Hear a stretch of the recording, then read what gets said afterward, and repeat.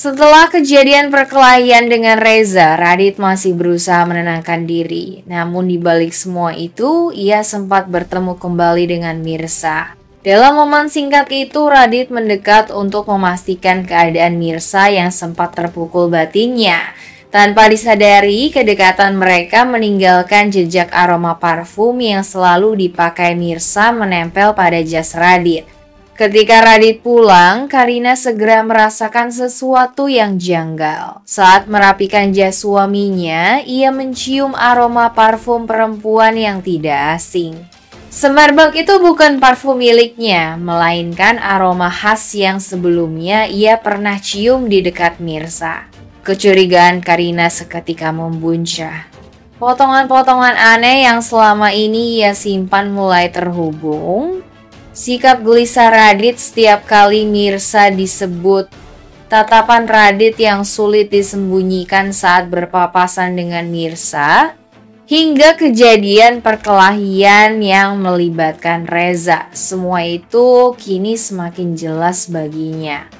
Wajah Karina menegak, perasaan dikhianati perlahan berubah menjadi bara api yang menyala. Ia tidak hanya marah pada Mirsa, tetapi juga pada Radit yang terus-menerus menyembunyikan sesuatu darinya. Meski belum ada pengakuan langsung, Karina merasa dirinya semakin dekat pada kebenaran. Bahwa Mirsa bukan sekadar kenalan biasa, melainkan bagian penting dari masa lalu Radit yang selama ini ditutupi rapat-rapat. Dan mulai dari saat itu, tekad Karina semakin bulat untuk menggali semua rahasia, meski harus dengan cara apapun. Di sisi lain, bahaya besar menanti Mirsa. Ranti yang semakin terbakar rasa cemburu dan dendam menyusun rencana kejam untuk menyingkirkan Mirsa. Dengan alasan pura-pura mengajaknya keluar kota untuk urusan pekerjaan, Ranti membawa Mirsa jauh hingga ke sebuah kawasan hutan yang sepi dan jarang dilalui orang. Awalnya Mirsa tidak menyadari niat busuk itu, namun ketika mobil berhenti di tengah jalan tanah yang penuh pepohonan rimbun, ia mulai curiga. Ranti dengan wajah dingin hanya memberikan alasan singkat lalu menyuruh Mirsa turun. Tanpa sempat menyadari jebakan itu, Mirsa akhirnya benar-benar ditinggalkan sendirian. Ketika suara mobil yang dikendarai Ranti semakin menjauh, rasa panik mulai melanda. Di tengah hutan yang gelap dan asing, Mirsa kebingungan mencari arah. Ia hanya bisa berjalan menyusuri jalan setapak, berharap ada orang yang bisa ditemui. Namun semakin lama, semakin jelas bahwa dirinya sedang dijebak. Rasa takut dan kelelahan bercampur jadi satu. Bayangan pepohonan yang tinggi menambah suasana mencekam, sementara hembusan angin malam membuat bulu kuduk berdiri. Mirsa sadar bahwa keselamatannya kini benar-benar terancam. Di tempat lain, Ranti tersenyum puas. Baginya, menyingkirkan Mirsa adalah cara paling tepat untuk memastikan Reza tidak pernah bisa bersatu dengan wanita yang dianggap penghalang itu. Namun Ranti tidak tahu, rencananya bisa saja berbalik menghancurkan dirinya sendiri. Di rumah Reza mulai gelisah. Sejak sore ia berusaha menghubungi Mirsa, namun panggilannya tidak pernah dijawab. Rasa khawatir semakin besar saat salah seorang tetangga memberi kabar kalau terakhir kali melihat Mirsa bersama Ranti. Reza langsung merasa ada yang tidak beres.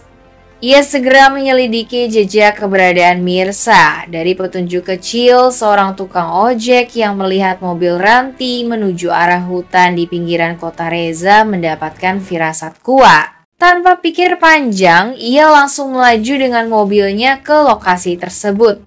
Sesampainya di tepi hutan, suasana mulai gelap. Reza turun dengan wajah penuh cemas memanggil nama Mirsa berulang-ulang. Suaranya menggema di antara pepohonan, namun tidak ada jawaban. Ia terus berjalan menembus semak dan tanah becek, menyulut senter ponselnya untuk mencari tanda-tanda keberadaan Mirsa. Sementara itu, Mirsa yang kelelahan terduduk di bawah pohon besar. Nafasnya tersengal, matanya berkaca-kaca, hampir putus asa. Namun di tengah kesunyian, samar-samar ia mendengar suara seseorang memanggil namanya. Ia berusaha berdiri, walau tubuhnya gemetar. Reza yang mendengar suara itu segera berlari ke arah sumber suara. Tak lama kemudian, ia menemukan Mirsa yang terkulai lemah. Tanpa ragu, ia langsung memeluknya, memastikan Mirsa baik-baik saja. Rasa lega bercampur amarah memenuhi hati Reza karena kini ia semakin yakin bahwa Rantilah dalang dari semua ini. Dengan penuh hati-hati, Reza menggendong Mirsa keluar dari hutan. Tekadnya semakin kuat, ia tidak akan membiarkan siapapun lagi menyakiti Mirsa. Di sanalah semua rahasia mulai tercium, dan perasaan Radit yang masih kuat pada Mirsa makin terlihat jelas. Ketegangan antara Radit dan Reza akhirnya memuncak. Amarah Radit yang tak terkendali membuat dirinya langsung mendorong Reza hingga perdebatan berubah menjadi perkelahian. Suara bentakan dan benturan meja kursi menarik perhatian orang-orang di sekitar. Suasana berubah kacau. Di tengah keributan itu, tanpa disangka Mirsa muncul. Ia terkejut menyaksikan dua pria yang sama-sama memiliki arti besar dalam hidupnya saling berkelahi. Pandangannya langsung tertuju pada Radit, rasa kecewa yang selama ini ia simpan meledak begitu saja. Mirsa tidak bisa menahan emosinya. Baginya, pertengkaran itu hanya menunjukkan betapa egoisnya Radit yang masih saja mendominasi hidupnya. Padahal ia sendiri sudah cukup terluka oleh masa lalu. Radit yang semestinya menjaga martabat keluarganya justru membuat semua semakin runyam dengan amarah dan sikap posesif. Sorot mata Mirsa yang penuh kemarahan membuat Radit terdiam sesaat. Pertahanannya runtuh di hadapan wanita yang dulu pernah ia sakiti. Keheningan seketika memutus pertarungan itu dan rasa malu bercampur bersalah kini membayang di wajah Radit. Sementara itu, Reza yang sempat terdesak justru tetap berdiri tegak, memilih diam dan menahan diri, membiarkan Mirsa yang kini mengambil kendali suasana.